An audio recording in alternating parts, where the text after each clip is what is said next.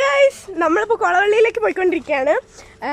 വയനാട്ടിലുള്ള ഒരു പ്രകൃതി രമണീയമായ ഒരു സ്ഥലമാണ് കൊളവള്ളി എന്ന് പറയുന്നത്. എൻ്റെ ഫ്രണ്ട്സൊക്കെ ഉണ്ട്. വഴി കൂടെയൊക്കെ കാട്ടിൽ കൂടെയൊക്കെ കേട്ടോ കയറി പോന്നേ. വഴിയൊന്നും അറിയില്ല എങ്ങനെ. ഇത് കൊളവള്ളിയിലേക്കുള്ള വഴിയാണ്. ഇവിടെ കൂടുതലും ട്രൈബൽസ് ആണ് കേട്ടോ ഇവിടെ താമസിക്കുന്നത്. പോകുന്ന വഴിക്ക് കൊച്ചു കൊച്ചു വീടുകളൊക്കെ ഉണ്ട് കേട്ടോ. അതുകൊണ്ട് അതൊക്കെ കണ്ട് രസിച്ച് നല്ല അടിപൊളിയായി എൻജോയ് ചെയ്താട്ടോ ഞങ്ങൾ പോയത്. വയലിലേക്ക് നേരിട്ട് പോകാനുള്ള ഒരു കുറുക്ക് വഴിയാണ് കേട്ടോ. ഒരു കടയൊക്കെ ഇവിടെ ഉണ്ട്.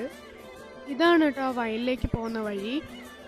ഞങ്ങളിങ്ങനെ കഥയൊക്കെ പറഞ്ഞ് ഇങ്ങനെ നടക്കുക കേട്ടോ. കുറച്ചധികം ഇങ്ങനെ നടക്കാനുണ്ടായിരുന്നു. അങ്ങനെ നടന്നുകൊണ്ടിരിക്കുകയാണ് കേട്ടോ. ഇത് വയലിൽ പണിയെടുത്ത് വരുന്ന ആൾക്കാരാണ് കേട്ടോ. അങ്ങനെ നമ്മൾ നമ്മുടെ കൊളവള്ളി വയലിലെത്തിയിട്ടുണ്ട്. സമയമായതുകൊണ്ട് തന്നെ ഭയങ്കര ചെളിയായിരുന്നു കേട്ടോ. ഇവിടെ ഓവറോഡൊക്കെ വരുന്നുണ്ട്. ഇതാ ഈ കാണുന്ന പാടൊക്കെ ആ വണ്ടീൻ്റെതാണ്. ഈ കൂടെ അവിടെ നടന്നെത്തുന്ന തന്നെ ഒരു ടാസ്ക്കാണ് കേട്ടോ.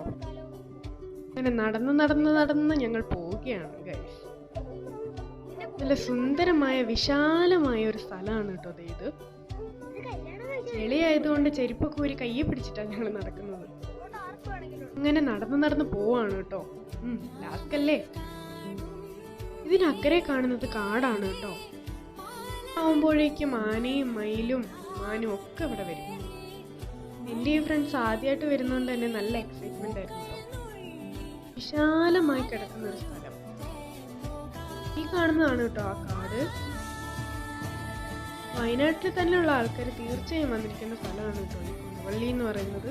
ഈ കാണുന്ന കബിനിപ്പുഴയുടെ അക്കരെ കർണാടകയും നമ്മളിപ്പോൾ നിൽക്കുന്നത് കേരളമാണ് കേട്ടോ. കേരളത്തിലെ കിഴക്കോട്ടൊഴുകുന്ന നദികളിൽ 3 ഒന്നാണ് കേട്ടോ ഈ കബിനി നദി എന്ന് പറയുന്നത്. പോത്തുകുട്ടന്മാരൊക്കെ ഇങ്ങനെ നടക്കുക ഇതിലെ.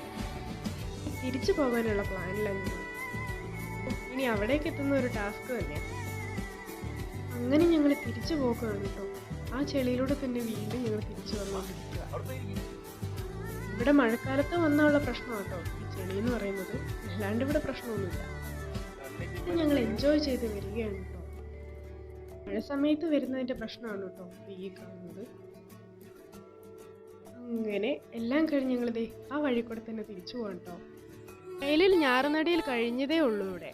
അടുത്ത വീഡിയോ ഇത്രയേ ഉള്ളൂ. ഇനി അടുത്ത വീഡിയോയിൽ കാണാം. ടാറ്റാ.